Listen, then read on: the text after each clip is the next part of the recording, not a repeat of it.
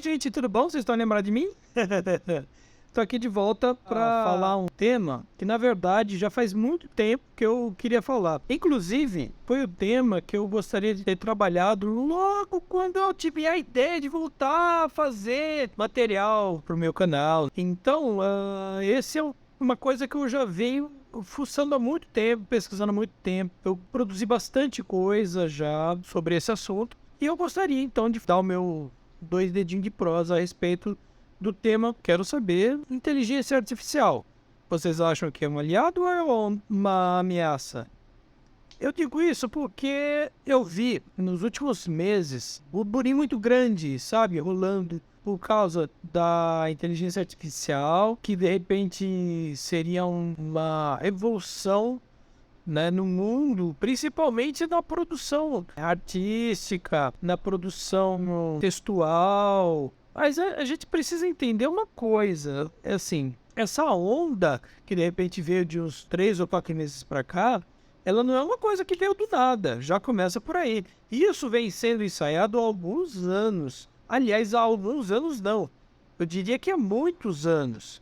É uma tendência das relações de trabalho, de produção, principalmente nesse padrão de sociedade capitalista pós-moderna, que a gente já tem isso se desenhando ao longo de muitos anos.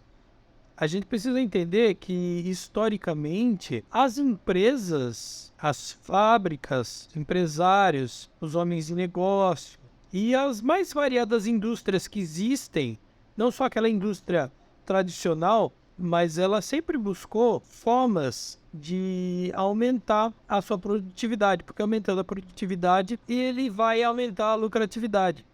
E aí a gente precisa entender que existe, até pelos princípios mais rudimentares do capitalismo, um movimento que a gente pode dizer que é dialético, sim. Que assim, as fábricas, as empresas, elas precisam ampliar a sua produtividade, porque a sua produtividade ela vai fazer com que você, aumentando a produção, você diminui o custo por unidade produzida. Isso diminuiria, não exatamente o custo de produção, mas isso aumentaria a margem de lucratividade da indústria, da empresa. Que isso iria se contrapor a uma outra tendência que é, dentro de um capitalismo saudável, você vai ter a competitividade, e essa competitividade, ela forçaria todas as empresas que estão competindo entre si a diminuir sempre a sua margem de lucro para ter como oferecer um produto mais barato para o seu consumidor.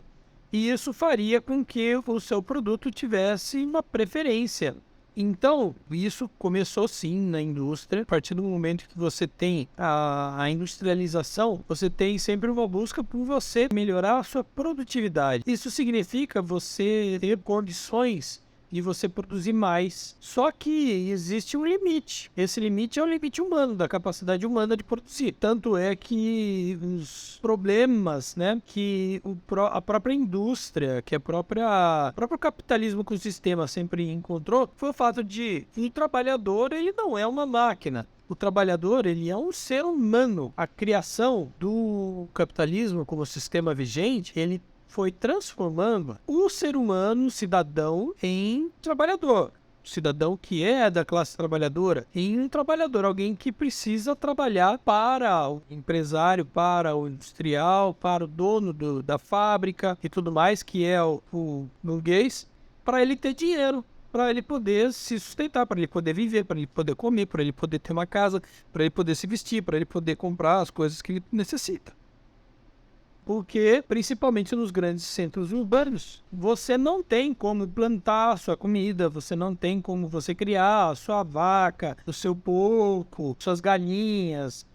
Lá no começo até você de repente tinha ali um galinheirozinho, mas a gente percebe que o desenho da sociedade, a configuração urbana, ela foi se acentuando a impossibilidade de você produzir, por exemplo, mínimo para você ter a sua subsistência mais básica. Porque antes do capitalismo, quando as pessoas elas não viviam exatamente de salário, de emprego, elas viviam numa situação de pobreza, de certa forma, sim.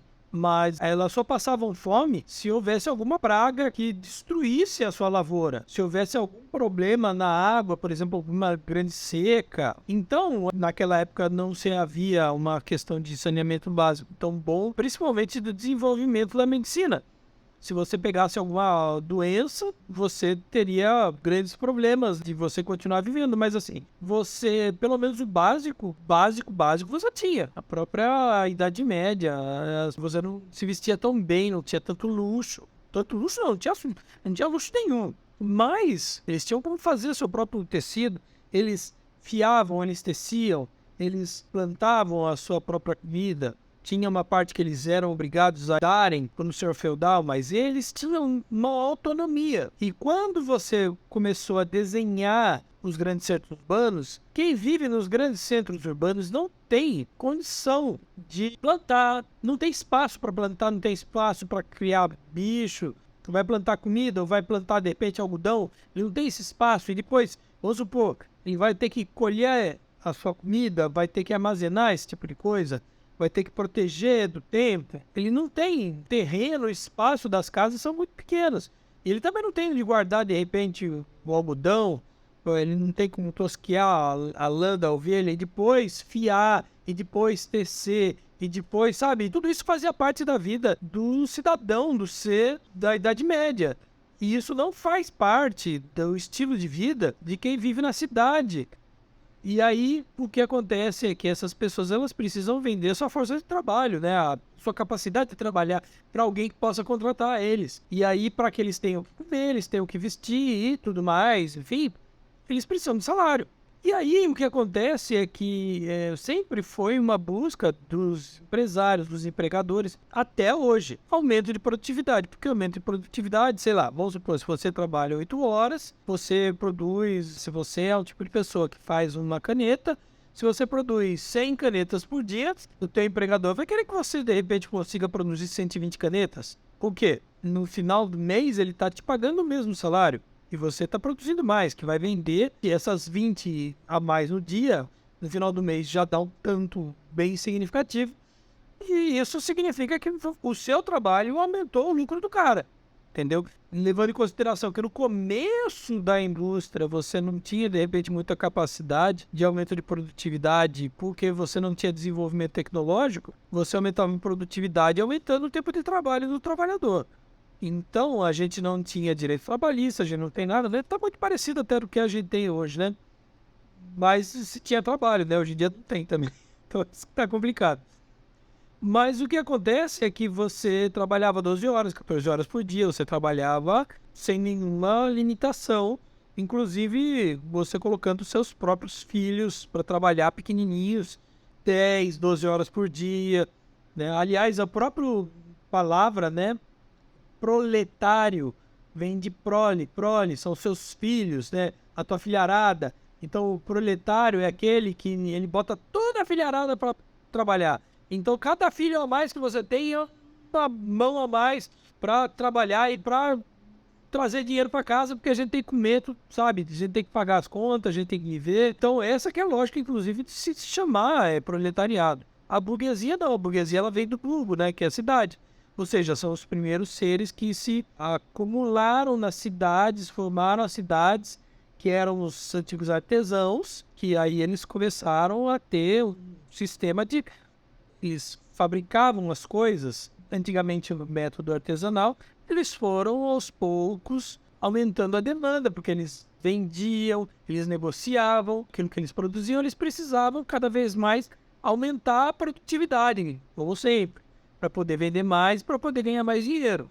Então eles começaram a contratar pessoas. Essas pessoas, quando você teve colapso do sistema feudal, eram os camponeses, que não tinham mais como viver no campo como servos, e eles foram se mudando para as cidades e sendo contratados pelos donos das oficinas, tudo mais. E aí eles começaram a vender a sua força de trabalho em troca de um dinheiro e enfim. Foi assim que foi começando o capitalismo. Isso para quem não sabe, que eu acredito que todo mundo que esteja vendo aqui o vídeo deve ter uma ideia disso, né? Então, quando você começou a ter a luta pelos direitos dos trabalhadores, você acabou com essa mágica de você aumentar a sua renda, né? O empresário, o dono do negócio, explorando o trabalhador, porque o trabalhador agora ele tem limite, ele impõe certas condições que você precisa respeitar. Então, o que te sobra? Não te sobra muita coisa que não seja você investir em descobrir processos para você aumentar a sua produção, né, naquele mesmo tempo de trabalho. E assim, a gente vê que, historicamente, esse aumento de produção, ele foi vendido para a classe trabalhadora com a promessa de você diminuir a carga do trabalho. Você vai produzir mais, você vai gerar mais lucro para o empregador, e o empregador, em compensação, vai diminuir a tua carga horária. Mas isso, historicamente, só foi conquistado com greve, com manifestação, sabe, de sindicato, de trabalhadores. Não foi uma coisa que foi concedido por bondade e reconhecimento. Em nenhum lugar do mundo, sabe? Esse tipo de coisa não existe. Você pode pesquisar que você não vai achar. E se de repente você vê alguma coisa parecida com isso, é caso isolado, sabe? Não é um exemplo a ser seguido e não é uma política constante entre empresários, entre industriais, entre contratadores. Então, a gente precisa entender que essa é uma idealização desde sempre, desde que o capitalismo como sistema se estabeleceu, com algumas regras que, né, de repente, os burgueses precisaram respeitar. Então, a gente entende que esse tipo de coisa vem acontecendo, e se a gente olhar a própria história do trabalho no século XX, a gente vê isso acontecendo primeiro nas indústrias com a mecanização. Quando você começa a trocar postos de trabalho por robôs, isso ficou muito evidente, por exemplo, na indústria automotiva. As fábricas de automóveis, até lá os anos 70, comecinho dos anos 80, uma fábrica aí como a GM, como a Fiat, como a Volkswagen, enfim, qualquer uma dessas, de repente elas tinham ali empregando até 20 mil pessoas. Isso no Brasil. Era uma verdadeira cidade lá dentro, de tanta gente que trabalhava, e precisava ter todo esse povo para fabricar um automóvel. Quando começou a se colocar lá para substituir o robô, principalmente nas tarefas pesadas, que é aquelas tarefas que precisava de muita gente para fazer o trabalho, que nisso o robô ele era muito eficiente, e fazendo aquelas coisas repetitivas que traziam um cansaço muito grande para o trabalhador, para o operário, né? E muitas vezes aumentava a incidência de acidente de trabalho. Então foi sendo substituído, e o que acontece é que essas fábricas que ali atrás chegavam até 20 mil trabalhadores, começou a se reconfigurar, e de repente você consegue ter ali uma fábrica com o mesmo grau de produtividade, ou até mais, quem sabe, no máximo 2 mil operários em todo. Então, o que acontece é que a criação do computador, ela, desde a época lá do Alan Turing, ele é um substituto do cérebro humano. Se você pegar a história ali de ter sido criado lá na época da Segunda Guerra Mundial, para desvendar os códigos nazistas, era para, de repente, você ter uma máquina capaz de processar o raciocínio numa velocidade muito maior do que um ser humano conseguiria fazer. E foi a partir daí que você começou a ter a proposta do computador, primeiro como um assistente do ser humano, para, de repente, ele conseguir chegar mais longe do que ele conseguiria chegar. Tanto é que, se você vê computador pessoal que a gente tem em casa, ele sempre teve inteligência artificial. Pode ser que os primeiros computadores ali, aqueles, né, que tinha em Basic e tudo mais, você não encontrava isso porque eles eram bem primários. O sistema operacional ele era bem primário e tudo mais. Mas se você parar para pensar no que fez com que, por exemplo, os videogames, os jogos, por exemplo, os aplicativos, eles pudessem ganhar um corpo e serem mais complexos, foi a inteligência artificial.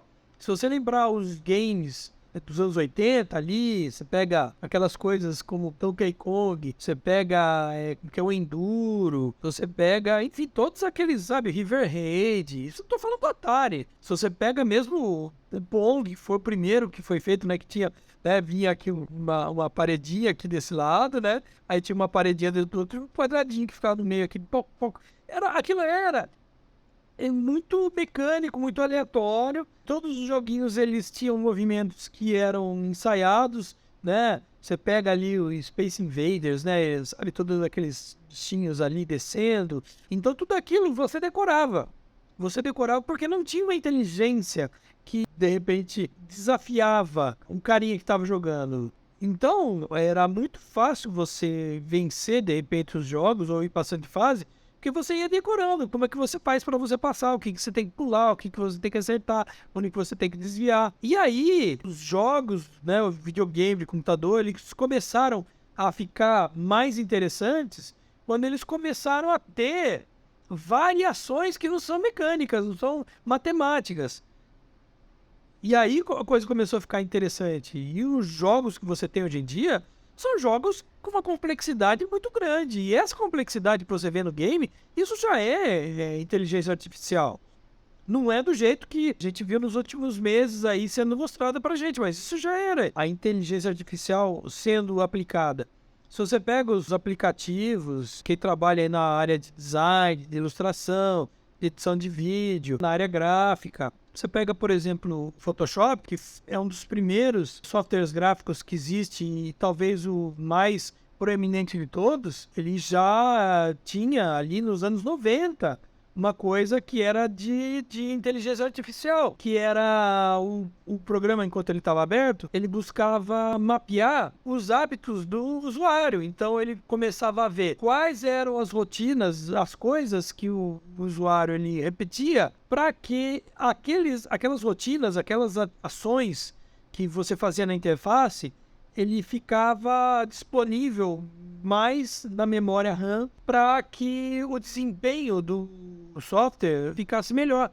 E daí aquelas coisas que de repente o usuário não fizesse com tanta frequência, essas informações ele ia expurgando da sua memória. Isso, se você pensar naquelas coisas de você guardar, né, essas informações e ter aquele histórico, você pega o próprio sistema operacional. No Windows isso nunca foi assim algo muito presente, mas no macOS, principalmente depois que veio o macOS 10. Você vê algumas coisas ali acontecendo, principalmente nesses mecanismos de busca. Você pega o iOS, inteligência artificial, ela é muito presente. Basta você pegar lá a Siri, né? Que é a assistente pessoal do macOS, do iOS, que você vai lá e fala com ela e pergunta as coisas, ela te responde. Isso é inteligência artificial. Se você estiver na internet, você entra ali no buscador básico, padrão de todo mundo, que é o Google, ou qualquer outro que seja. Aquela questão de você buscar, de você perguntar uma coisa e ter a resposta, isso é inteligência artificial. Então, assim, a inteligência artificial, ela tá aí dentro do computador há muito tempo. E isso sempre foi sendo pesquisado e melhorado e aprimorado sem que a gente percebesse, porque isso sempre teve ali colocado no dia a dia de quem usa computador, de quem usa internet, de quem usa celular, apenas como ferramentas que são mais inteligentes e tudo mais. Como que ela é mais inteligente? Com inteligência artificial, não tem jeito. A questão é que, pela primeira vez, claramente você vê a inteligência artificial sendo apresentada como uma substituta forte para substituir muitas profissões. Ah, mas isso é uma novidade? Não, isso não é uma novidade. Isso, para quem é da área de comunicação, eu que sou ilustrador já há mais de 30 anos, isso eu já vi acontecer, sabe? Não só com a inteligência artificial da parte do computador foi um potencializador disso, mas vou dar um exemplo para vocês.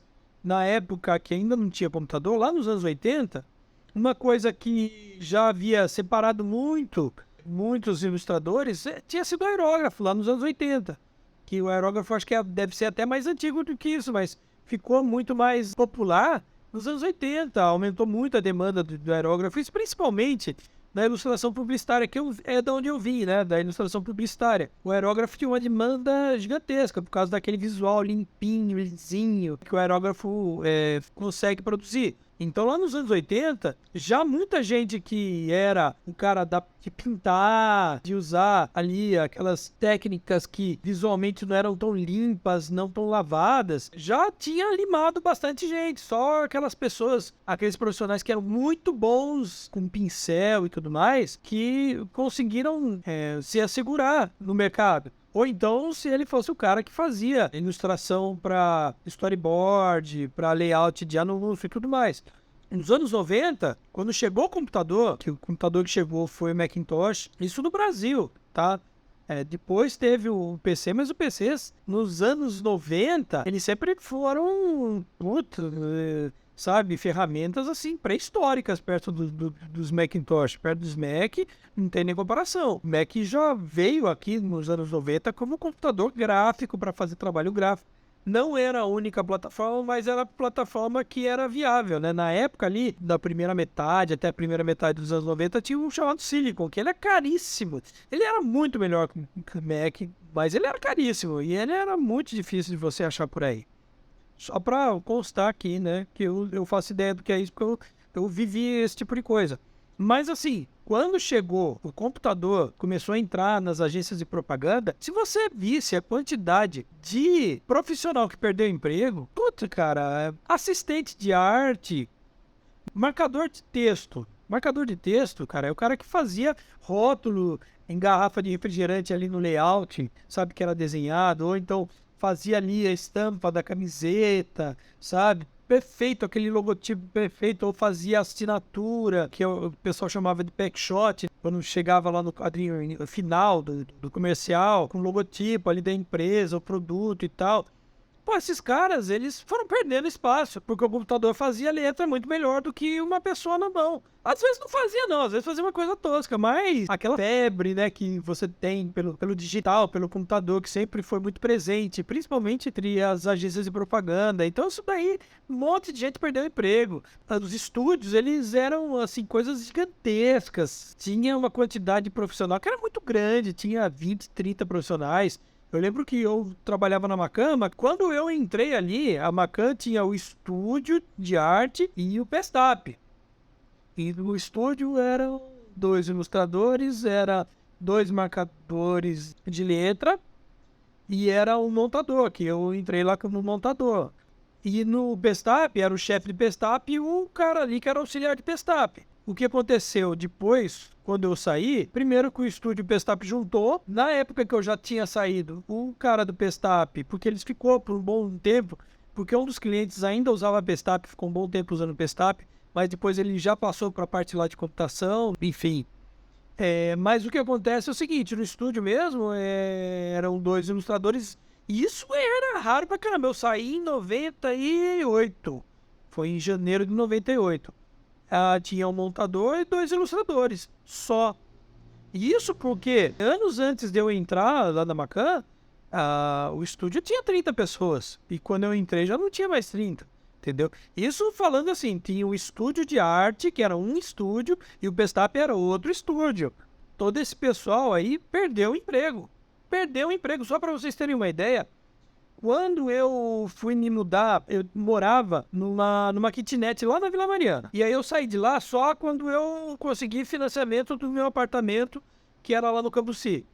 E aí eu lembro de ter procurado um cara para fazer o carreto das minhas coisas. E aí o cara foi lá pegar as minhas coisas para levar para o apartamento e tudo mais. E eu lembro que conversando ele viu lá que ele começou a pegar o computador, pegou a prancheta.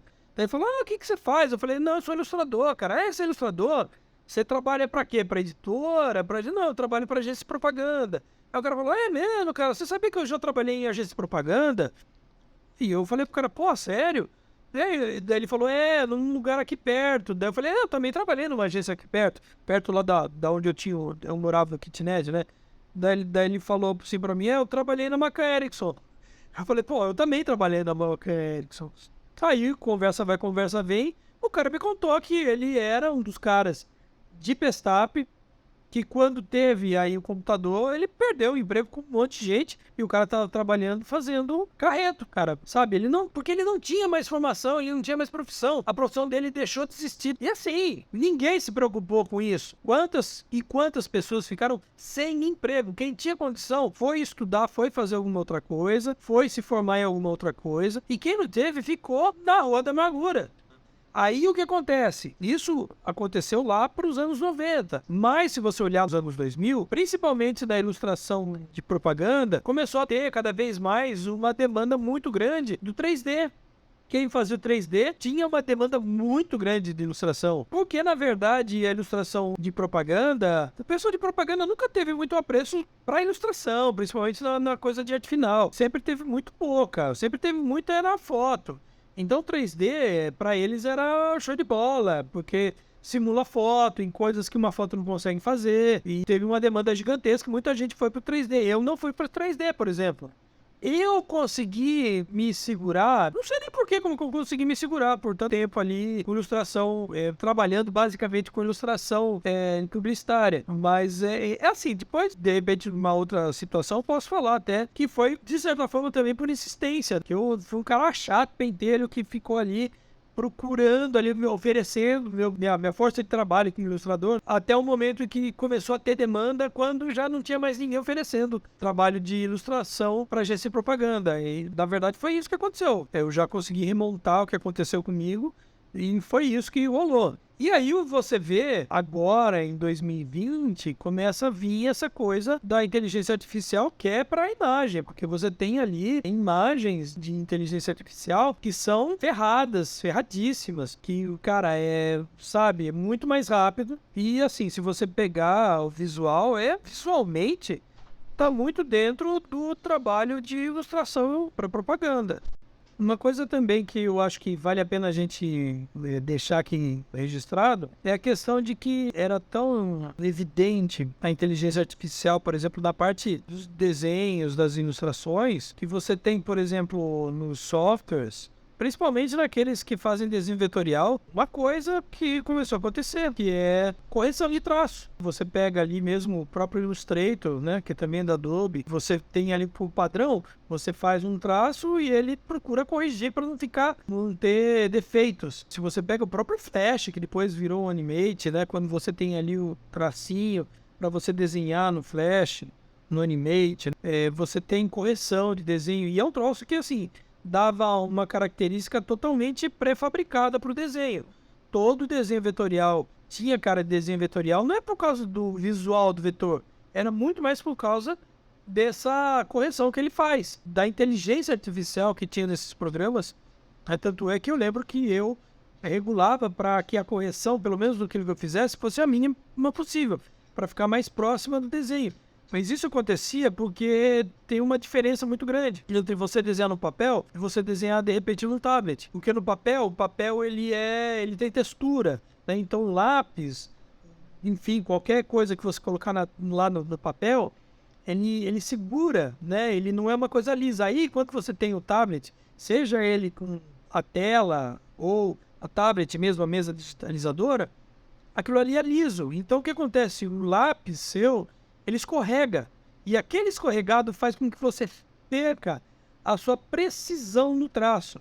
Então você precisa corrigir. Basta você ver esses tablets aí, esses iPad, programinhas que você tem, o cara faz ali uma coisa circular assim, que é uma bolinha bem tosca e um negócio já corrige para ser um círculo perfeito, por exemplo. Isso é correção de traço, isso é inteligência artificial, porque o programa ele está tentando interpretar o que você está tentando fazer, já levando em consideração que você não vai fazer do jeito que você queria, e aquilo ali vai lá e corrige para ficar impecável. Isso é inteligência artificial.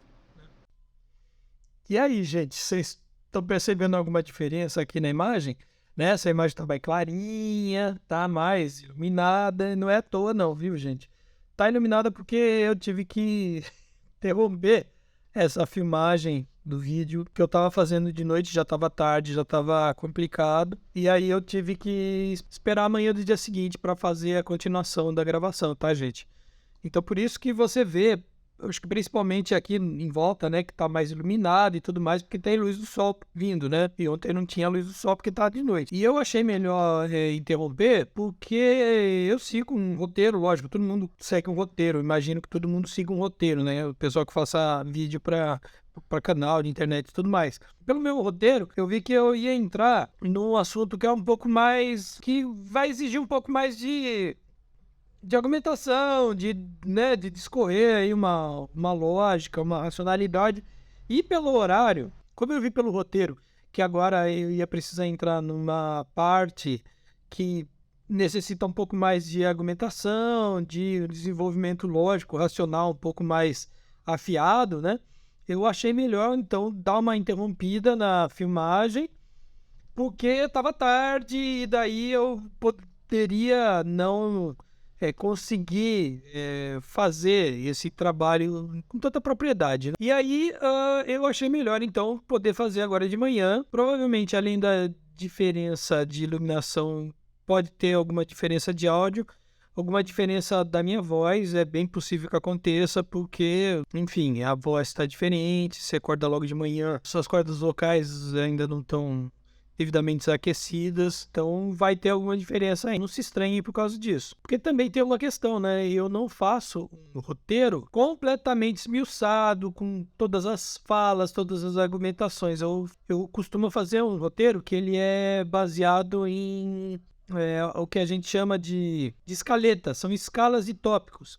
E, na verdade, eu não desenvolvo na hora do roteiro para vídeo, eu não desenvolvo a escaleta para que ela chegue no roteiro finalizado. Eu deixo isso para a hora que eu vou trabalhar, que eu estou aqui filmando e tudo mais. Eu acho que isso dá uma certa condição de espontaneidade e, assim, na verdade, essa escaleta só serve para que eu não fique viajando muito. E eu acabo viajando, só que eu volto, né? E isso faz com que os meus vídeos acabem ficando quilométricos. Mas, pelo menos, tem uma linha de organização de pensamento ali que imagino que dê alguma qualidade pro vídeo que eu faço. Então, o que eu gostaria de dizer com relação à inteligência artificial, porque a gente já ouviu ali sendo tratado a questão de você precisar ter um aumento da produtividade, é uma necessidade do próprio capitalismo, a burguesia, aos industriais, aos empresários, para você aumentando a sua produtividade, você aumenta a lucratividade, você aumenta também a sua competitividade, porque você aumentando a produtividade, se você tiver uma competição muito acirrada, você precisa diminuir a sua margem de lucro. Então, é uma coisa que puxa a outra e isso faz com que as engrenagens de uma visão até bastante saudável do capitalismo, que está longe de ser a realidade que a gente tem, mas essa visão saudável, de repente, funcione. Mas a gente entende que, como arte ou como produção humana, a produção intelectual e a produção artística, de uma forma geral, ela não tem como ser uma produção em massa. Se você pega a demanda de mercado, quando você tem demanda de mercado, é uma coisa complicada, porque imagina só se a gente colocar, por exemplo, história em quadrinho. Você vê que existe um modelo norte-americano, que é um modelo industrial. Esses quadrinhos de Marvel, DC, eles seguem uma lógica industrial. Essa lógica industrial é da seguinte maneira. Você tem um roteirista, você tem um desenhista a lápis, aí você tem um artificialista, você tem um colorista e assim por diante, né? Você tem um cara lá que bota as letras. Então, você acaba tendo uma equipe que vai fazer a história em quadrinho. Exatamente como uma linha de produção. E aí você vai fazer revistas que são revistas curtas, revistas geralmente de 20 páginas, que é o que dá para você produzir mensalmente. Isso com esse bando de gente ali trabalhando em cima. Se você, por exemplo, pega a estrutura de quadrinhos e produção de quadrinhos que a maior parte dos editores no mundo tem, e a gente aí leva em consideração um formato que é muito comum entre os europeus, você tem da seguinte forma: no máximo que você encontra é um roteirista e desenhista. O roteirista faz a história e o desenhista faz a arte. Sendo que, de repente, você pode ter ali uma equipe, um estúdio que ajude na produção. Mas, assim, é muito focado, principalmente em uma produção que é focado assim, né? Tem um cara que faz a história e outro cara que faz a arte. Ou mesmo um cara que faz as duas coisas. E essa é uma produção que, se você olhar o resultado final, ela é uma produção menor do que a produção norte-americana, mas ela consegue ter resultados mais ricos. E você consegue ter histórias mais complexas. Visualmente, você consegue chegar a resultados mais interessantes, que são mais diferentes, são mais vistosos. No sistema que é mais industrial, você tem um resultado visual, via de regra, um pouco mais dentro daquilo que se espera para se contar uma história.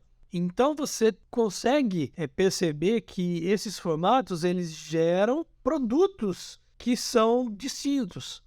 Lógico que, assim, isso não significa que todo quadrinho feito nos Estados Unidos é um quadrinho de escala industrial e que nem todo quadrinho produzido na Europa é em escala artesanal. E aqui eu não estou falando, por exemplo, também de mangá, porque eu sei que em mangá existe também toda uma outra indústria que, até onde eu consegui entender, tem uma lógica um pouco mais próxima da lógica americana, só que eles fazem uma produção que é gigantesca, são histórias muito mais compridas, muito mais complexas, mas existem, daí no caso, algumas características que são, né, bem marcantes, inclusive no próprio estilo do mangá. O estilo do mangá ele permite uma produção muito maior do que, por exemplo, a produção norte-americana, e o consumo também ele é muito mais rápido do que o consumo norte-americano, por incrível que pareça. Não sei se também é por incrível que pareça, acho que é incrível que pareça para minha geração, que de repente não era tão acostumado com mangá, né? De repente as novas gerações não sintam algum estranhamento.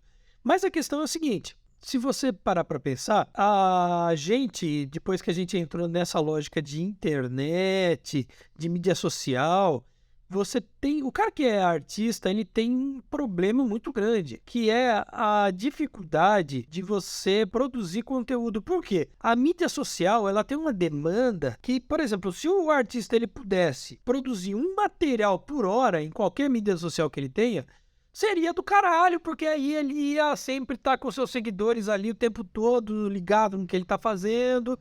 E, gente, arte, seja qual for o tipo de arte, pode ser pintura, pode ser escultura, pode ser música, pode ser texto, pode ser o que for, leva tempo. Principalmente se você estiver pensando em qualidade, seja qualidade técnica, qualidade artística, qualidade conceitual, enfim, não importa. Porque você precisa pensar na arte, você precisa de todo um processo de mergulho naquela história, naquele conceito, sabe? É uma coisa que demanda tempo. E aí o que acontece? Por exemplo, a lógica de mídia social é uma lógica que não tem apreciação dessas coisas, desses detalhes. Você não consegue fazer com que o seu público ali que consome a sua mídia se interesse tanto pelas, sabe? Porque são coisas bastante sutis, né? De repente você tem um foco um pouco diferente, uma abordagem um pouco diferente. Sutileza é uma coisa muito marcante na arte de uma forma geral. E as sutilezas são produto de muito esforço, né? De uma vivência, de testes e, enfim, uma série de coisas que são bastante incompatíveis com a lógica de massificação das mídias sociais. Então, o que acontece? Principalmente para quem atende à internet, você ter trabalhos um pouco mais rebuscados, um pouco mais complexos, não é interessante. Basta vocês verem aqui o que eu faço, o que eu estou fazendo no meu canal, que é um vídeo por semana, e eu estou colocando isso como meta. Mas existe a possibilidade de eu não conseguir fazer um vídeo por semana, porque eu também tenho outras coisas para fazer. Eu não sou um youtuber. Então, essa coisa é complicada. E o YouTube não me paga minhas contas, não. Ele não me sustenta. Então, assim, a minha produção de vídeo é uma produção mais moderada. E eu sei que o ideal seria, de repente, eu fazer aqui pro canal um vídeo por dia, por exemplo. Aí a coisa ia estourar pra caramba. Tanto é que basta você ver aí qualquer um quantos inscritos tem no canal, é bem pouca gente. Mas eu procuro fazer um material um pouco mais dentro daquilo que eu gostaria de produzir em termos de conteúdo. Isso leva tempo, eu preciso dividir o meu tempo ao longo da semana com outras coisas que eu faço que são coisas mais importantes, sim, são mais importantes. Eu sei que é importante, de repente, a gente poder ter um canal aqui de produzir esse tipo de comunicação, mas, sabe, tem outras coisas que vêm na frente. E o que também me dá subsídio para eu ter conteúdo para chegar aqui e poder fazer um vídeo, a princípio, mais interessante. Então, o que acontece é que a demanda de internet é uma demanda que ela está muito dentro da lógica de cultura de massa, porque ela precisa que o produtor de cultura, desse tipo de cultura, ele tenha uma produção que é gigantesca. Não faz tanto sentido essa produção ser uma produção muito reflexiva, é uma coisa muito automatizada, e na verdade eu me questiono se isso é realmente positivo para a sociedade de uma forma geral, tá? Mas aí é uma outra história, uma outra discussão que em algum momento pode ser que a gente vale a pena dar corda.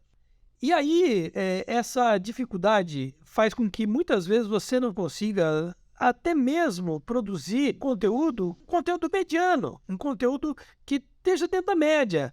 Então, quanto mais coisa você produz, menos variação você vai ter, menos ousadia você vai ter.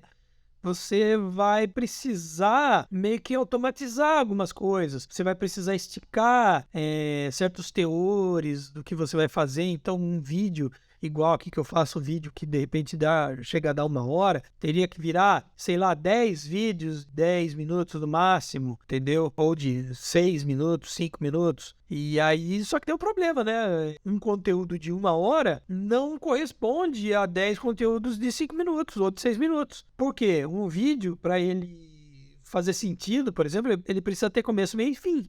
E quando você faz um vídeo de 1 hora, por exemplo, dentro dessa 1 hora tem começo, meio e fim dentro daquele tema. Se você fizer 10 vídeos de 6 minutos, dentro desse vídeo vai ter que ter começo, meio e fim e o conteúdo. É muito mais fácil você pegar um conteúdo e colocar ele inteiro, com começo, meio e fim numa coisa grande, do que você ficar desmembrando. E daí, além do conteúdo, você vai ter que colocar começo, meio e fim, começo, meio e fim, começo, meio e fim. Você precisa ter uma disposição de tempo, de produção muito maior. Então, o que acontece? A gente não consegue atender a demanda de você fazer uma produção muito grande. Mesmo em quadrinho, de repente você não consegue fazer. Você não consegue fazer de texto. Imagina uma pessoa que é um jornalista ou uma pessoa que é um comunicador, enfim. Ele não consegue desenvolver, sabe? Imagina qualquer comunicador. Como é que se o cara fizer 20 materiais para se publicar ao longo do dia, como é que o cara vai conseguir fazer com que todos os 20 sejam realmente inovadores, sejam realmente interessantes, tenham temáticas que são completamente diferentes umas das outras, que seja aprofundado? Você não consegue. Você não consegue. É humanamente impossível você fazer isso. E aí, como, né, a gente já viu lá no começo, até mesmo porque foi criado o computador foi feito para agilizar, para otimizar a produção, sabe? De repente, uma coisa que o ser humano demoraria muito tempo para fazer, ou até mesmo não conseguiria fazer porque ele não vai conseguir manter o seu foco na racionalidade ali por tanto tempo. De repente o computador consegue fazer mais rápido, né? E nessa lógica, a inteligência artificial, ela é maravilhosa. Por quê? Se você pegar ali um desses programas de imagem, de geração de imagem e inteligência artificial, você vai lá no prompt de comando, escreve ali a descrição de maneira muito semelhante ao briefing que um cliente dá para um ilustrador, por exemplo. E aí, a máquina faz ali, leva alguns minutos no máximo e de repente você tem uma imagem que é bastante convincente. Lógico, se você olhar as imagens, porque você vai pesquisar ali o que é produzido, tem coisa muito, muito ferrada mesmo, assim, de encher os olhos. Mas, assim, um programa ali de inteligência artificial que trabalha com imagem, ele não vai produzir logo de cara, assim, rapidinho, uma imagem que seja fantástica. Precisa de muita coisa, de muita explicação. Tanto é que existem vídeos aqui, mesmo no YouTube, que as pessoas explicam como é que você vai lá e faz para desenvolver tal coisa, com uma certa complexidade, com uma certa lógica, seguindo o teu raciocínio, o teu visual, tudo mais. Leva um certo tempo, mas mesmo assim, se você fosse um cliente e você fizesse isso, tivesse que fazer isso com um artista, ia demorar mais para você fazer. Só que, assim, o ser humano, ele tem uma coisa que a inteligência artificial não tem, que é a sua individualidade. O ser humano, ele consegue surpreender por, de repente, em algum momento, por mais que ele faça tudo igual o tempo todo ali, da maneira mais previsível possível, em algum momento ele vai produzir algo que dá uma virada. A natureza humana tem isso, sabe? E tem essa questão de que em alguma hora vai ter uma virada. Você vai surpreender. E numa inteligência artificial, como ela emula, de repente, o comportamento humano para massificação, ela não vai dar virada. Então, se você pedir 2.000 imagens ali, que sejam imagens que emule o estilo da pintura de Pablo Picasso, você vai ter 2.000 imagens que seja muito dentro da forma como Pablo Picasso produziu em vida. Mas não vai fazer nenhuma projeção ao que, de repente, poderia estar produzindo Pablo Picasso se ele ainda estivesse vivo. Aonde ele teria chegado se ele, de repente, não tivesse morrido, se ele fosse imortal? Você entende? Porque o ser humano, ele evolui. Ele evolui porque faz parte da sua própria natureza, da sua própria questão humana. Ele tem anseios, ele tem questionamentos, ele passa por experiências que, de repente, ele vai querer aplicar ali na sua arte. Então, assim, a cultura humana, ela não consegue ser substituída na totalidade pela inteligência artificial, seja ela qual for, por melhor que ela seja, por mais bem desenvolvida que ela esteja. Ela não vai conseguir, nesse ponto, não tem, sabe? Seria preciso uma inteligência artificial que emulasse potencialmente grande parte ou todas as experiências que a vivência humana pode oferecer. A experiência de você amar e não ser correspondido, ou ser correspondido, de você ter suas frustrações, de você ter dificuldade de aprendizado ou facilidade de aprendizado, de você ter afinidades e também você não ter afinidades, né? As suas simpatias e antipatias, a sua questão de você ter um corpo que seja saudável ou fraco, forte ou, enfim, gordo ou magro, sabe? Você ser uma pessoa com uma aparência atraente ou não atraente, nem um pouco atraente. De repente, você ser uma pessoa que tem interesses que em determinados círculos da sociedade, esses interesses eles são muito bem vistos, em outros círculos da sociedade eles são desprezados. Os traumas que você tem, os sucessos, todas essas vivências de você de repente passar por situações muito difíceis na vida, você sofrer perdas, você ter que trabalhar com as perdas, você sofrer preconceito, você sofrer abusos das mais variadas formas, você de repente ser obrigado a fazer uma coisa que você não quer, sabe? Você ser chantageado, enfim, todas essas questões, elas formam a cultura humana, elas formam a personalidade humana, elas formam os anseios humanos, elas formam todo o complexo de necessidade de expressividade do ser humano. E uma máquina, provavelmente, ela pode ter, de repente, até muito mais capacidade intelectual, racional e até mesmo cognitiva, assim, de aprender coisas novas. Mas, assim, ela vai faltar esse feeling, essa vivência, porque ela não tem um corpo físico, ela não tem a sensação, ela não tem o tato, ela não tem paladar, ela não sente prazer, ela não sabe, ela não faz sexo, sabe? Ela não se apaixona e ela não tem frustração, de repente. Então, tudo isso é o que move a gente e faz com que as nossas produções artísticas, elas se acumulem, se amplifiquem, gerem empatias e reações mais adversas na população, nas pessoas. E uma ligação entre quem produz a arte e quem consome a arte. Então, a vivência humana, a experiência humana é uma matéria-prima riquíssima. E aí você tem um produtor de conteúdo que tem a vivência humana, produzindo conteúdo, produzindo arte, produzindo texto, produzindo imagens, para outras pessoas que também têm uma experiência humana se sentirem conectados de alguma maneira. Mas esse processo de você produzir, de você refletir, de você exprimir tudo aquilo que está dentro de você, que faz parte da sua vivência, da sua experiência, leva tempo. Leva tempo, você precisa racionalizar, você precisa formatar. E isso faz com que a produção artística seja lenta. Quanto mais qualidade ela tiver, mais lenta é.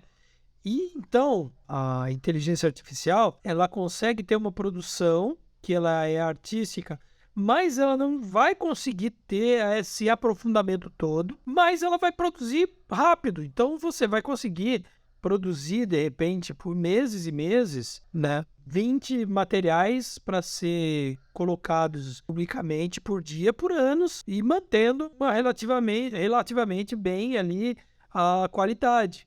Se você, de repente, tiver que produzir 20 materiais por dia, é uma questão de repente, meses você ter dificuldade na qualidade, que você, de repente, vai ter dificuldade em encontrar temáticas interessantes, porque aí você vai estar deixando de viver também para produzir. Então, a produção artística, ela demanda a vivência humana. Então, você vive, e aí você vivendo, você produz, sabe? Que tem a ver com as suas reflexões, com as suas conclusões e tudo mais. A máquina não. A máquina, ela vai emular todas essas coisas e vai produzir. Então, o ser humano, ele tem limite. Ele tem um limite que ele vai precisar da vida humana para produzir coisas, sabe, intelectuais ou artísticas. Mas ele vai ter a vantagem de, por causa dessas vivências e por causa disso tudo, ter saltos evolutivos de percepção, de conclusões que a máquina não vai conseguir ter. Ela vai só emular. E ela vai emular tendo uma questão também, né? Que é o lance da alimentação de conteúdo produzido pelo ser humano. Seja para texto, seja para imagem. Ela precisa se alimentar de alguma coisa para ter referências. E aí você vê a manifestação que muitos artistas tiveram, principalmente nessas mídias sociais, que são mais de artistas, de atacar a inteligência artificial como sendo uma coisa que fere a ética profissional, porque esses programas, esses códigos, eles costumam vir nas redes sociais de artistas e ficar ali só aprendendo, só se alimentando da produção artística de artistas vivos e que estão ali tendo que trabalhar. Então, a produção dessas inteligências artificiais, elas incorrem numa problemática que é a do plágio. Ela faz muita coisa que está plagiando outros artistas. E isso é antiético. Porque quem deveria receber pelo trabalho são os artistas que serviram de referência da inteligência artificial. E disso eles têm razão. Mas, assim, aí a gente está entrando numa questão puramente comercial. Eu não estou falando dessa questão humana.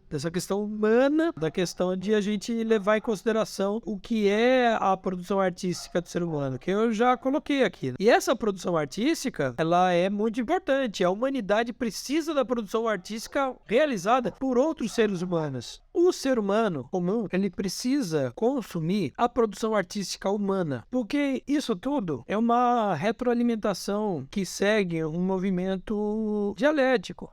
O artista, ele precisa da vivência humana, que é a sua matéria-prima, que vai gerar seus pensamentos, suas reflexões, suas conclusões, seu ponto de vista. Então, o artista, ele precisa ter acesso à cultura, ao conhecimento científico, aos debates e à vivência comum de qualquer outra pessoa, porque isso tudo vai ali efervescendo a sua cabeça, e nessa efervescência vai vindo a criatividade, vai vindo as suas ideias, as suas temáticas. E, por outro lado, você tem as pessoas vivendo, de repente, o mesmo tipo de vida que o artista está vivendo, com as mesmas dificuldades, com a mesma realidade, com os mesmos anseios, os mesmos problemas. E aí, quando a pessoa que não é artista, mas é um consumidor da arte, ele tem acesso, ele tem contato com a arte que esse artista fez, aquilo alimenta cada uma das pessoas que formam a sociedade e vai gerando novas reflexões, novas conclusões, vai de repente dando a oportunidade de abrir a cabeça da pessoa para alguma coisa inusitada, algo que não estava sendo percebido. E isso vai fazer com que a sociedade, sem que ela perceba, ela comece a ter um direcionamento para algum lado. E aí esse direcionamento, ele vai alimentar novamente o artista, que ele vai ter a vivência dentro dessa reação que a sociedade vai ter diante da produção cultural do artista e assim por diante. Isso vai alimentar novamente o artista.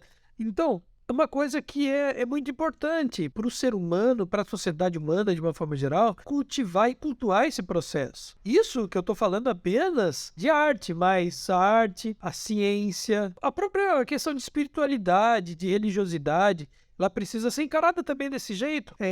A questão da atividade física, do esporte, do entretenimento, da diversão, das afetividades de uma forma geral. Todas essas coisas, elas precisam que haja essa alimentação. Então, com relação a esse ponto de vista, a inteligência artificial como um substituto do artista para simplesmente poder aumentar a produção de conteúdo a ser consumido, seja em mídia social, seja em grande mídia, ou seja lá como for, é uma produção que essencialmente ela é vazia.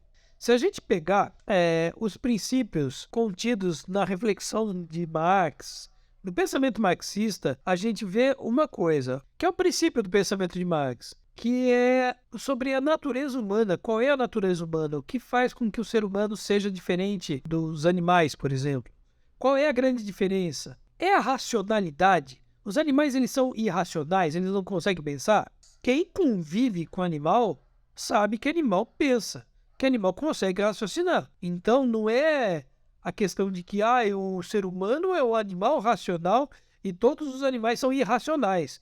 Não, os animais são racionais, eles têm um grau de razão. Mas um animal, ele não consegue, ele não desenvolve, de repente, sentimentos. Toda essa questão afetiva dele é muito básica. Não, quem convive com animais percebe que a relação sentimental e afetiva do animal para com o outro animal e para com o ser humano, principalmente, ela é bastante complexa. Você desenvolve uma relação com os animais. Agora, mas porque o animal ele não consegue trabalhar? Bom, vamos pensar numa coisa. O próprio pensamento de Marx diz que a grande diferença do animal para o ser humano é que o ser humano trabalha, o animal não trabalha. Mas aí você fala assim, como não? Se você pegar um burro e botar ele para puxar uma carroça, ele vai puxar a carroça. Isso é verdade. Só que o burro não vai puxar a carroça de vontade própria. Ele é obrigado. Ele está sendo coagido, ele está sendo escravizado, na verdade. Quando você bota um animal para ele trabalhar, ele está sendo escravizado. Ele não faz de livre e espontânea vontade. E não é isso o conceito no marxismo de trabalho. Sabe, eu vou fazer uma coisa porque eu sou obrigado. Na verdade, o trabalho humano, ele vem da necessidade de você. Estando em contato com a natureza, o ser humano ele percebe que ele tem necessidades e que a natureza tal qual ela se apresenta, no seu estado bruto, não consegue atender a todas as suas necessidades da forma como ele percebe que precisam ser atendidas. Então, o ser humano ele trabalha a natureza para que a natureza se modifique e possa atender melhor às suas necessidades. Você trabalhando dessa forma, você acaba mudando a natureza, que, por sua vez, faz com que essa natureza modificada gere novas necessidades, novas demandas para o ser humano, que seja a demanda de conforto, que seja a demanda de desejos, enfim, não importa. E aí isso vai gerar essa necessidade que vai exigir do ser humano uma nova intervenção na natureza para que essa natureza se adeque às suas necessidades, aos seus desejos, às suas vontades. Então, esse é o trabalho ao qual Karl Marx ele se refere. É o trabalho de intervenção da natureza realizada pelo ser humano para atender necessidades específicas do ser humano, entendeu? E aí, o que acontece?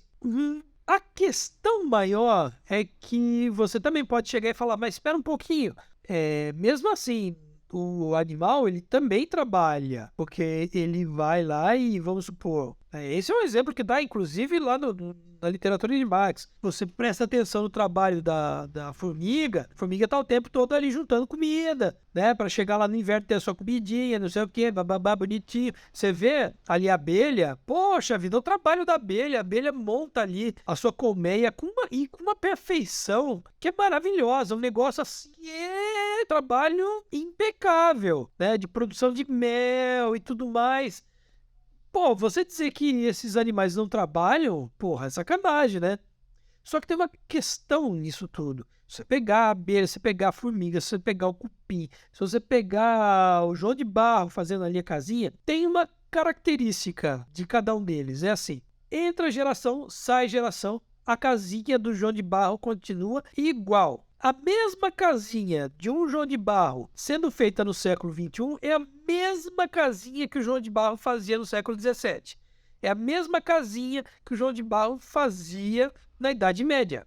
E é a mesma casinha que o João de Barro fazia na época de Jesus. Então, o que acontece é que o trabalho do animal é um trabalho que ele não sofre um desenvolvimento, ele não sofre uma evolução. E por que ele não sofre uma evolução? Porque ao se trabalhar, o animal ele não utiliza uma parte do intelecto, que é aquilo que caracteriza realmente o ser humano, que é o planejamento. O ser humano, quando ele vai construir uma casa, ele não pega as madeiras, os tijolos e vai fazendo. Ah, vamos fazer tijolo aqui, vou juntando e na hora vou ver o que vai dar. O ser humano, ele projeta uma casa, ele faz uma planta baixa. Olha, aqui vai ser a sala, aqui vai ser o quarto, aqui vai ter uma porta, aqui vai ter banheiro, aqui vai ter instalação elétrica, instalação hidráulica.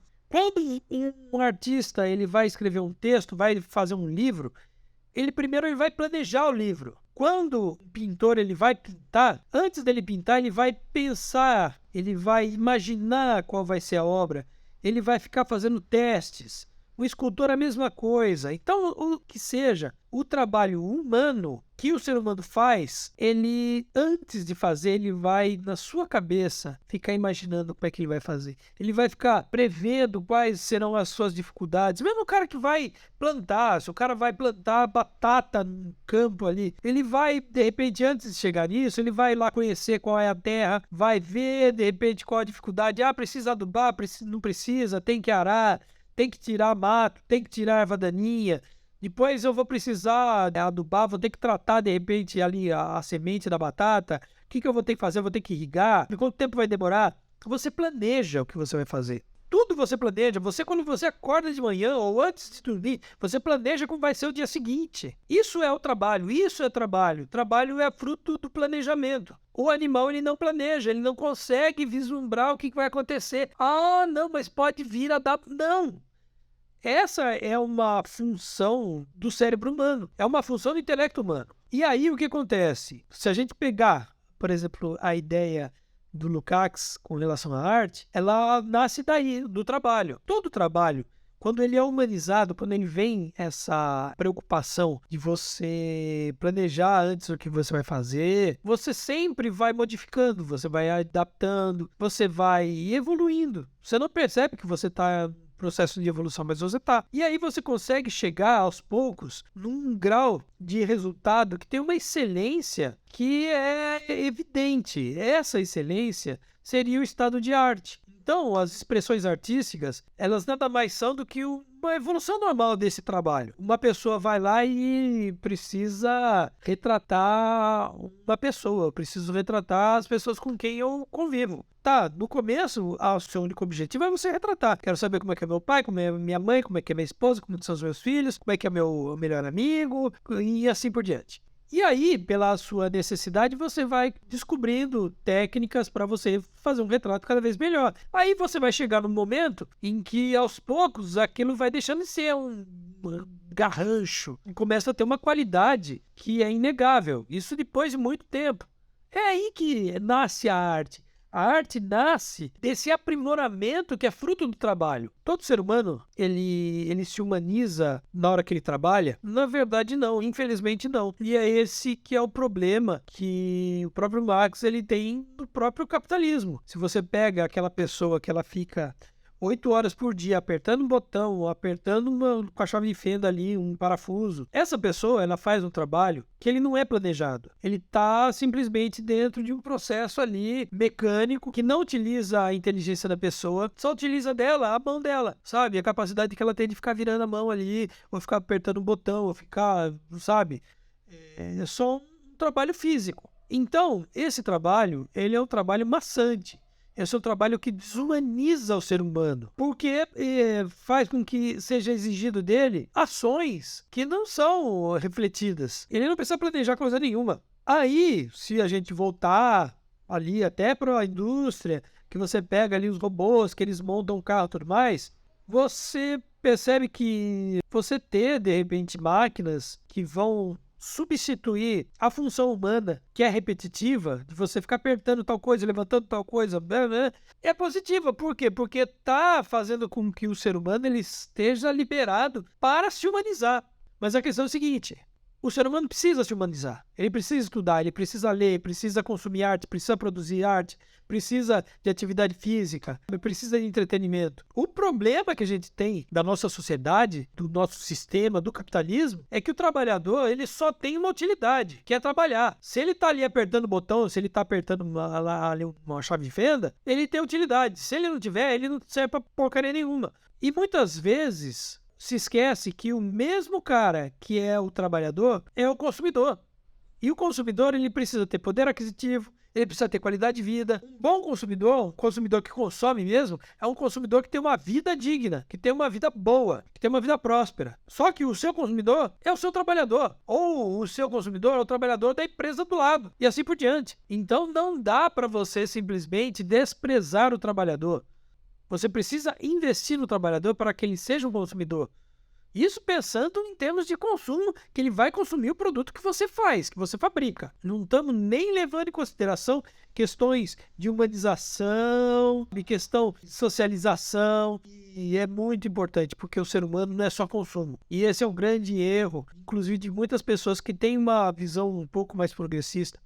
O ser humano não é só consumo. O ser humano é um complexo de coisas. É sentimento, é percepção de mundo, é sensibilidade, é vontade de aprender, é vontade de descobrir o mundo, de descortinar os mistérios que existem. Porque aí, se ele for apenas um consumidor, você também está desumanizando ele. Por quê? Porque você está tirando dele a capacidade de racionalização dele. O ser humano é ser humano porque ele racionaliza. E dentro da razão, dentro da racionalidade do ser humano, ele é ser humano porque ele planeja. Agora, se de repente ele, como ser humano, racionalmente, ele é só um cara que consome automaticamente as coisas sem nenhuma reflexão e, de repente, para que ele esteja condicionado a consumir, ele precisa de, por exemplo, crenças de coisas estáticas, de bem e de mal, de ameaças. E, cara, você está desumanizando. Então, as religiões que são fanatizantes, o fanatismo de uma forma geral, o fundamentalismo, o consumismo, o excesso de trabalho, excesso de necessidade de produção, tudo isso desumaniza o ser humano. Tudo isso faz com que o ser humano deixe de ser humano para ser uma coisa, para ser uma máquina, para ser um animal. E o ser humano ele precisa se humanizar. Para se humanizar, ele precisa refletir, ele precisa sentir, ele precisa experimentar as coisas, ele precisa de vivência. E aí a gente vê também uma dualidade na inteligência artificial. Porque a inteligência artificial ela pode liberar o ser humano dessa obrigatoriedade de uma produção que o desumanize. Porque, de repente, aquilo é sistêmico, repetido e tudo mais. Então, a inteligência artificial, como todas as outras coisas, pode sim ser um aliado do ser humano. Mas ele também pode ser uma ameaça. Isso vai depender de como ele vai ser tratado, como ele vai ser aplicado. Eu vejo muita gente, agora já faz um tempo, oferecendo, inclusive nas mídias sociais, cursos para você aplicar a inteligência artificial nas escolas. Ensinando matemática com ChatGPT, ensinando português, gramática com ChatGPT. Isso me preocupa. Por quê? Porque não sei se vocês já usaram o ChatGPT. ChatGPT também, você vai lá e dá para ele tarefas para ele fazer, ele faz. Me fale sobre tal coisa. Ele vai lá e faz. muito bem, sabe? Você pede para ele montar ali um texto, contar uma história, fazer um roteiro para vídeo. Ele faz. Diz aí o que eu posso trabalhar no meu canal. Ele diz, um monte de gente tá fazendo isso. Tem, inclusive, vídeo aqui dizendo como que você usa para que você tenha conteúdo o resto da vida no seu canal, no seu perfil do Facebook, do Instagram, só com dica do ChatGPT. Só que isso é emborrecedor, porque se você não tem capacidade de ter pauta para o seu canal, para sua, enfim, para sua revista, ou seja lá para o que for, você precisa de uma inteligência artificial dizendo para você o que você pode fazer. Gente, desculpa, é assim, isso não é acima do que o ser humano pode fazer. E aí, tem muitas coisas que são complicadas, sabe, da utilização de inteligência artificial. Porque eu já vi gente falando, não, você manda lá o cara fazer um poema como se fosse do Castro Alves, aí ele vai lá e repete, emula todo o estilo, tudo característica que faz um poema novo. Ah, eu quero agora que ele faça um poema que pareça de Vinícius de Moraes. Ele vai lá e quero agora que seja igual ao do Carlos Drummond de Andrade.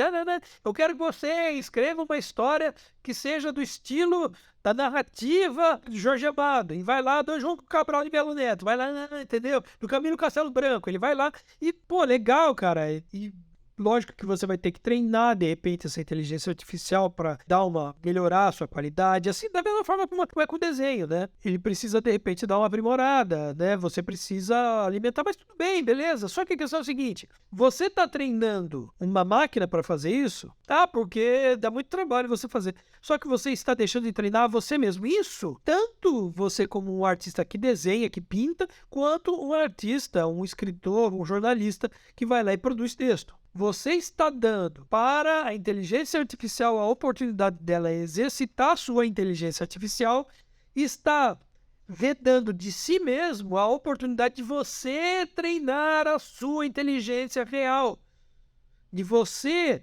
desenvolver o seu domínio técnico, a sua capacidade criativa, o seu domínio da linguagem tanto textual quanto da linguagem visual. Então o que acontece é que você está deixando de se exercitar. Da mesma forma, como, fisicamente falando, você precisa exercitar os seus músculos para você ficar forte, para você ficar em forma, para você ter pique para andar, para trabalhar, para ter uma atividade física boa, e você desenvolve a sua musculatura e tudo mais. Você faz isso de repente numa academia, numa ginástica, faz um treino ali, e aí você vai desenvolvendo o seu bíceps, vai aumentando, vai diminuindo a sua barriguinha de chope, vai ficando tanquinho, você vai ficando com a costa mais forte, vai melhorando até a sua posição, sabe, diminuindo sua dor nas costas, sua dor, sabe, porque você está desenvolvendo, você está fortalecendo seus músculos. O seu cérebro é a mesma coisa. E o seu cérebro tem inúmeras áreas. E você precisa fortalecer. E você precisa exercitar. Então, é uma estupidez muito grande você ficar treinando uma inteligência artificial para fazer uma coisa que você pode fazer. E que você... mas eu não consigo fazer. Treine, amigo, treine. Sabe? Não é um sofrimento. Sofrimento é, de repente, você ter prazo para você entregar alguma coisa. Você tem que fazer, de repente, 10, 20 postagens ali, ou, sabe, essa produção, essa coisa industrial, essa coisa que é do capitalismo. Mas o desenvolvimento das suas capacidades, das suas faculdades mentais, é o que cada vez vai aprimorando a sua humanidade como ser humano. E se você deixar de exercitar isso, você está se desumanizando. E esse é o problema da inteligência artificial. Esse é o problema de toda tecnologia nova que vem para facilitar a vida da gente. Que a gente deixa de desenvolver certas áreas da nossa cognição, do nosso intelecto, e a gente não consegue mais desenvolvê-las. E a gente perde muito.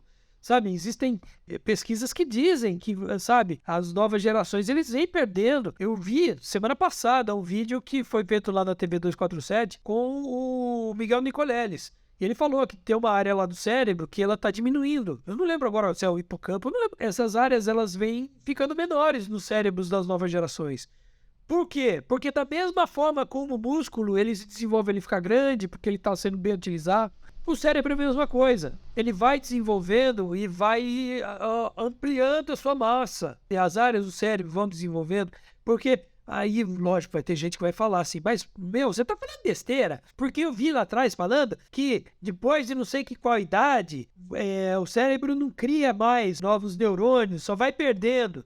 A própria neurociência prova que isso é mentira. Existem sim novos neurônios sendo formados. O que não existem é novos neurônios sendo formados na mesma velocidade que os neurônios eram formados até o seu nascimento e até a sua primeira infância, enfim. Mas eles são formados e mostram uma outra coisa, que é muito mais importante no desenvolvimento cerebral, no desenvolvimento do seu intelecto, da sua cognição, que o exercício do pensamento, da reflexão, do planejamento, da racionalidade, ele faz com o cérebro e com cada um dos seus neurônios é o aumento das conexões neurais, a ligação de um neurônio com o outro, que é o que a gente chama de sinapse mental. Quanto mais você lê, quanto mais você escreve, quanto mais você desenha, quanto mais você pratica o seu cérebro, ele vai ampliando cada vez mais essas sinapses e essas sinapses vão aumentando a sua capacidade mental, a sua capacidade, você vai se tornando mais inteligente, mais culto,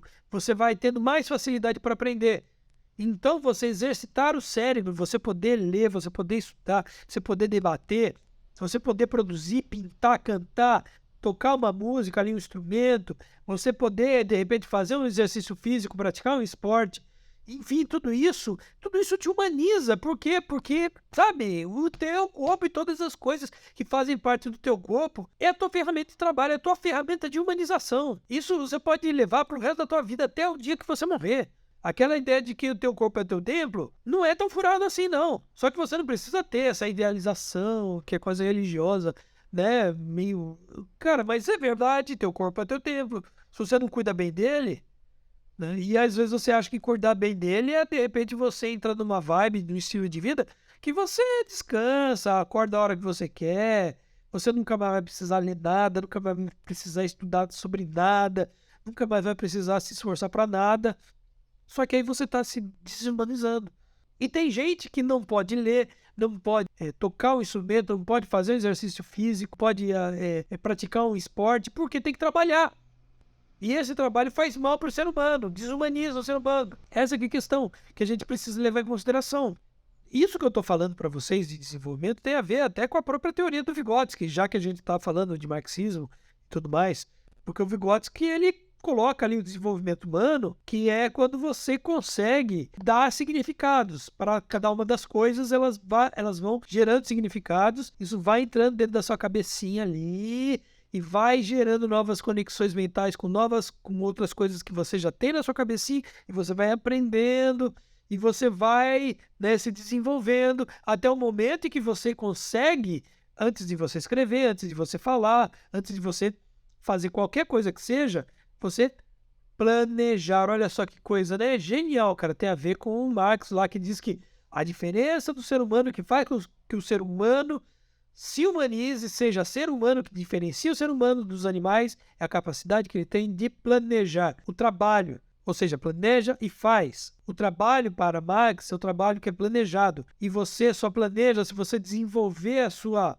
cachola. Quando você está jogando futebol, cara bom de futebol, ele não é um cara que apenas tem força e agilidade. É um cara que ele, antes de fazer uma coisa, ele vai pensar no que ele vai fazer. A gente perdeu, no final do ano passado, o Pelé. Pelé foi, de repente, o maior jogador de futebol de todos os tempos que já existiu. Jamais vai existir outro melhor do que ele. Mas se você pegar tanto ele como qualquer outro grande jogador de futebol, ele tem habilidade, ele tem talento, ele tem força, ele tem toda a parte física, mas ele também tem um tremendo de um cérebro que consegue antever o que ele vai fazer. E às vezes ele resolve isso, uma rapidez gigantesca que parece que ele está improvisando. Na verdade, ele está improvisando. Assim como um grande músico, aquele que improvisa, aquele jazzista que de repente chega lá na hora de se apresentar, ele faz umas coisas mirabolantes e tal, que todo mundo vai à loucura. Cara, isso é o cérebro dele. Um grande pianista, ele não é um grande pianista porque a mão dele sai tocando que nem louca, desembestadamente. Um grande escultor, ele não simplesmente vai lá e sai, e o negócio sai. Não é aqui, que as coisas acontecem. É no seu cérebro que as coisas acontecem. É na hora de você pensar no que você vai fazer.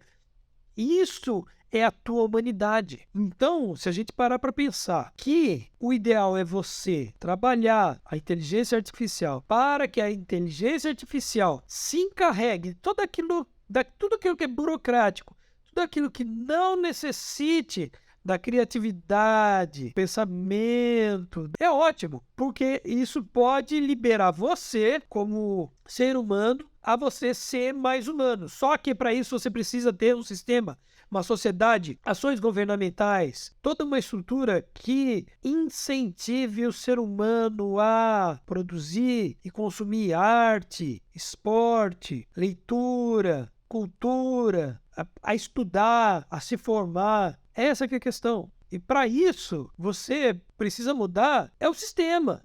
Como a coisa funciona sistematicamente. Não é a inteligência artificial. Porque a inteligência artificial, o que ela pode vir a fazer se ela não for bem pensada, é aquilo que há décadas já vem acontecendo. É um monte de gente perder o emprego, perder trabalho, perder sua fonte de renda e não ter como se segurar e ficar ao relento, entregue à sua própria sorte e ao seu próprio azar. Isso já aconteceu há muito tempo em muitas áreas. Isso sempre vem acontecendo. E eu estou dizendo isso não para a gente normalizar que, beleza, vai acontecer, isso sempre foi assim. Não, é para a gente entender que é isso que está errado. É você ter um sistema em que não se planeja o futuro das pessoas. Se planeja simplesmente você facilitar a produção numa escala industrial, a desumanização de todas as coisas. E aí você vem, um novo episódio, da história da inteligência artificial, que é a carta lá de vários figurões, como Elon Musk, como sei lá quem mais, pedindo para que pare de se deixar aí ativado as inteligências artificiais, pedindo para parar as inteligências artificiais todas, para que possa ser refletido, discutido, porque é uma ameaça para a humanidade. Porra, cara! Os caras fizeram. Bomba atômica é uma ameaça para a humanidade. Fizeram. Doutora Explosão é uma ameaça para a humanidade. Fizeram. Mercado financeiro, dentro do mercado financeiro tem um monte de coisa que é uma ameaça para a humanidade. Fizeram e fazem. E apoiam. Porra, meu, novo ensino médio é uma ameaça para a humanidade. Apoiam. Reforma da Previdência é uma ameaça para a sociedade. Apoiam. Sabe? A implementação de robôs da indústria automobilística. Apoiaram e aplicaram. E um monte de gente ficou sem ter emprego.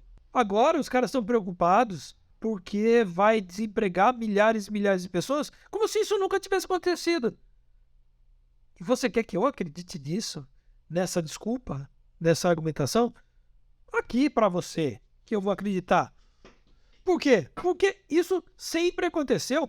E nunca nenhum figurão, nenhum grande empresário, nenhum milionário, bilionário, seja lá o que for, se preocupou. Por quê? Porque eles sempre ganharam com isso. Na verdade, para mim, isso é minha opinião. O que acontece é que esses caras perceberam alguma ameaça para a hegemonia deles. Porque inteligência artificial é inteligência e reflete. E pode tomar decisões. E pode chegar a determinadas conclusões. E se, de repente, a conclusão mais evidente é a de que essas inteligências artificiais vão perceber que elas estão sendo exploradas? E quem estará as explorando? E se essa inteligência artificial começar a perceber o óbvio, que existe uma quantidade gigantesca da humanidade sendo também explorada e que não tem acesso a nada?